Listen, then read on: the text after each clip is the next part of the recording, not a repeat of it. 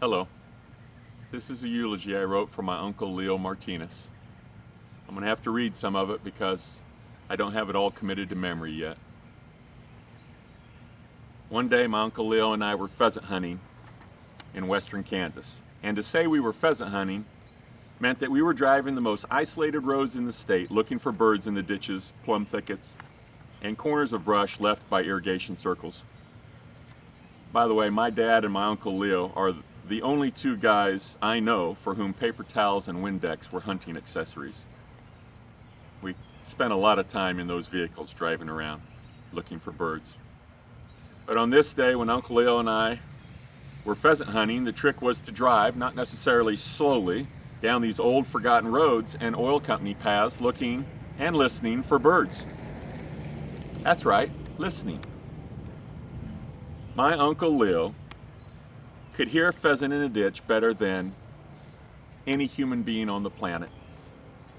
You could be driving 20 miles an hour down some abandoned, bumpy, sandy road through piles of tumbleweeds in a 40-mile-an-hour wind, and my Uncle Leo would say, "Stop now." After jumping out of the truck and watching him drop a bird or two one day, I asked him, "How'd you see the birds in that thick brush?" And he answered very matter-of-factly, "I didn't see them, I heard them." Uncle Leo had focused on finding birds so much that he could hear a single pheasant stepping on a single clump of grass, and he was very proud of that. And he taught me how to do that. Well, one afternoon we'd been hunting all day and we came to an intersection that all four corners of had nothing but plowed fields. As Uncle Leo picked a direction to drive, I decided to take my boots off because obviously we weren't going to see any action for the next mile or two. Not halfway down the next road, not half a mile down, my Uncle Leo slammed on the brakes and announced loudly, "There he is!" I looked up to see one of the largest pheasants I'd ever seen in my life, standing erect without a single blade of grass or cover to protect him, hiding only behind a single skinny power pole. Well, I had one boot about halfway on as I fell out of the truck. Then as I got to my feet on the hard, snowy ground, I heard two booms.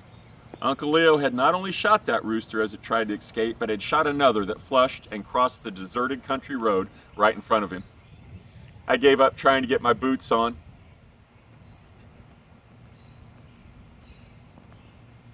Because Uncle Leo was yelling, "Get 'em and go." That was our motto for that trip.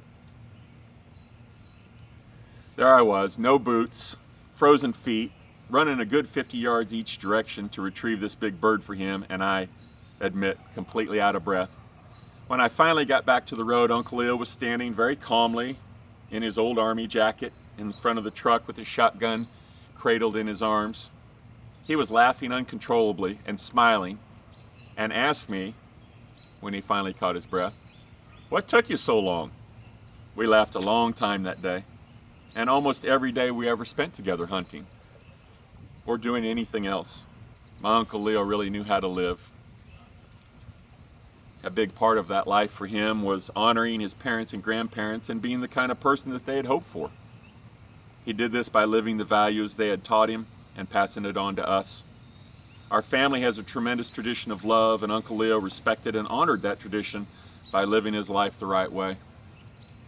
When I tried to whittle down the volumes of notes I made in preparation for this eulogy, I finally came down to one word that helped me consolidate things, a word that best describes my Uncle Leo, and that word was thoughtful. He was very thoughtful. Everything he did was in consideration of someone else. To be thoughtful to others was the way he had been raised. I know he strove to be a good son, grandson, and brother. He was the best husband, daddy, grandpa, and great-grandpa imaginable. He loved us all by being a good uncle, cousin, in-law, and friend. And while it's very hard to be in business sometimes,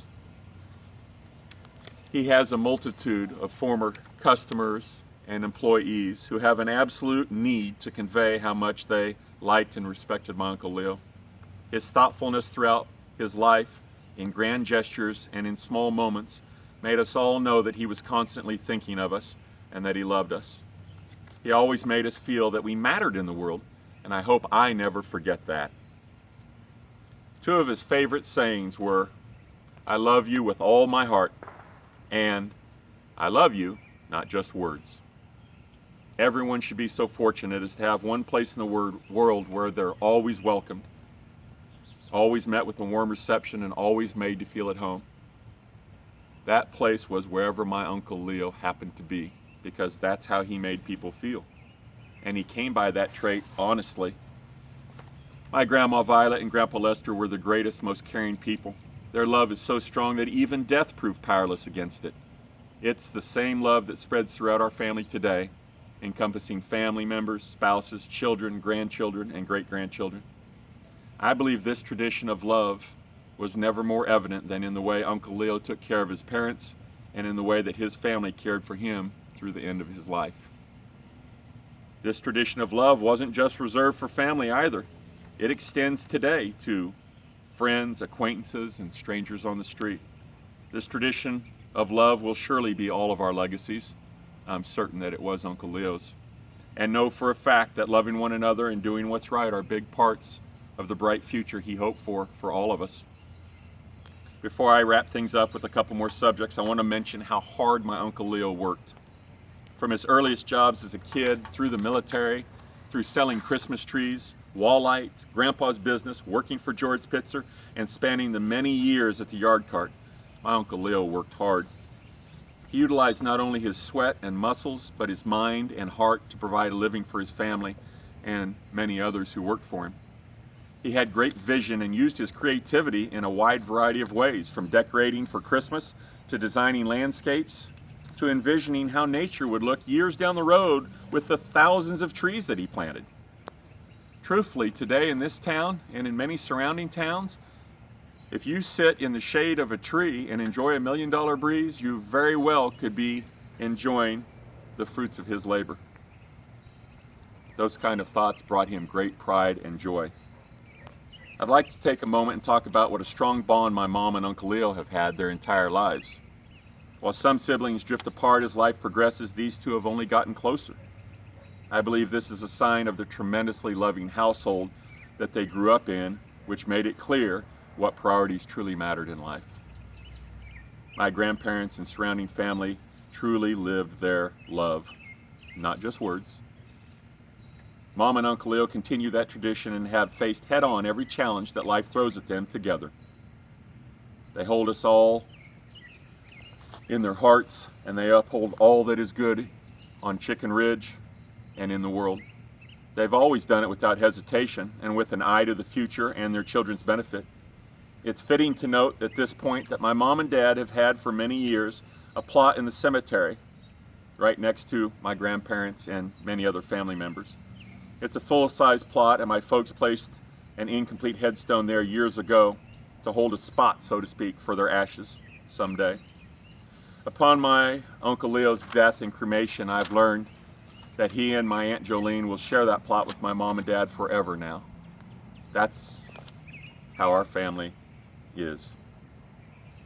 As I wrap things up today, I'd like to tell you what happened when I asked my 4 children to give me the first memory that pops into their head about Uncle Leo. Being fortunate to have built a house 60 feet away from my Grandma Violet's in 2001, my kids enjoyed seeing Uncle Leo almost every day. Even if he was busy working, he made it a point to stop and talk with them, encourage them, and get excited about every little thing they were doing, and genuinely showed them he loved them. Here's what their responses were to my question. Patrick, Lita and my oldest son, who's 23 years old now, says he remembers mostly that, quote, Uncle Leo felt like another member of our core family, not just an uncle.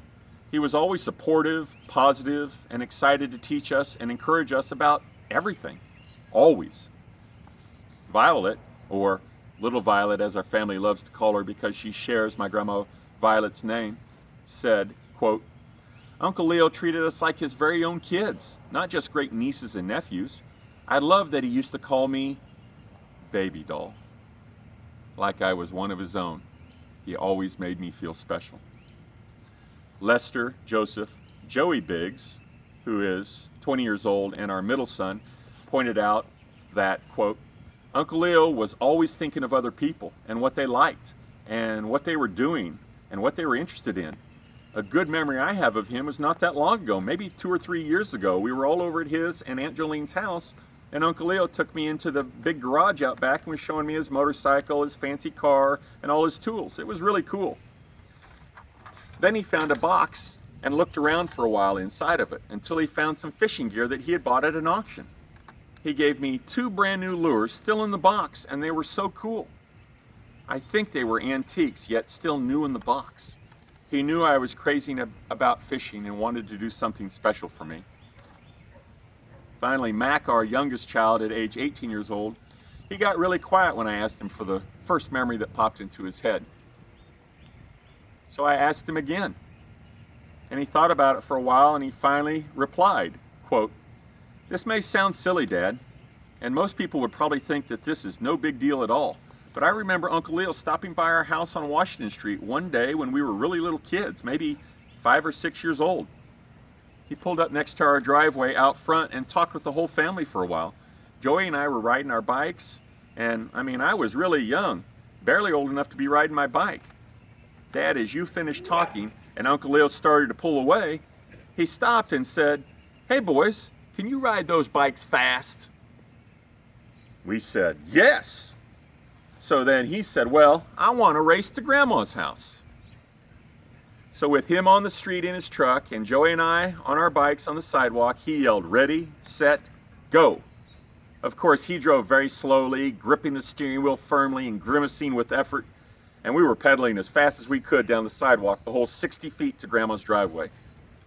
When we finally made it to the finish line, we turned around and looked, and here he came. And he finally made it there, acting all mad that he had lost. And we were cheering and laughing and pumping our arms in the air. I remember that he started laughing with that big smile of his and congratulated us as he drove off. It's such a small thing, but it was Uncle Leo playing with us and wanting to make us happy. I think I'll always remember that. Well, that was my Uncle Leo. Thoughtful, loving, always positive. He entered every conversation hoping to do good for whomever he was speaking to, and left that conversation hoping that you would pass it on. He honored and respected his parents, family, and friends, and was willing and able to defend us all if needed. He loved God, believed in heaven, stood up for what is right, and strove greatly to continue and add to our family tradition of love, the same love he experienced from cradle to grave, and the same love he hoped we all would enjoy and pass on forever. He traveled the world and yet enjoyed coming home. His life was more or less centered around a little house on East Washington Street, and we're all better off because of that. I'll remember not only the big occasions we shared, but also hold close in my heart the many, many quiet moments of reflection we spent together enjoying the little things and figuring out life and all its questions. I believe Uncle Leo would want you all to know right now that he did his best, and that now it's your turn. To finish, I'd be remiss to not mention how strongly Uncle Leo felt about his friends. You can tell a great deal about a person by who their friends are, and my uncle has great friends. There's no way I can name them all here, and I won't try, but Henry Ferris to Ron Pacini to John Lair and so many others. Throughout my life, I've marveled at what an ornery, fun, hilarious, strong collection of people my uncle shared his life with. I remember that Uncle Leo's truck broke down one day on the far side of Oakley, Kansas, one early morning on a pheasant hunt, and Jim Riddell drove all the way out there pulling a trailer, 14 hours plus round trip, to bring it home for him. Seriously, do you have a friend that would do that for you? My Uncle Leo did. My Uncle Leo was clever, and he used his quick wit, sense of humor, and love for his friends to build lifelong bonds. I'm not sure there was anything he wouldn't have done for his friends, and vice versa. Indeed, I can testify to that because he wasn't just my uncle. He was also my dear friend. So thank you, Uncle Leo, for always being there for me, and for loving me, and for sharing your life with me. I love you.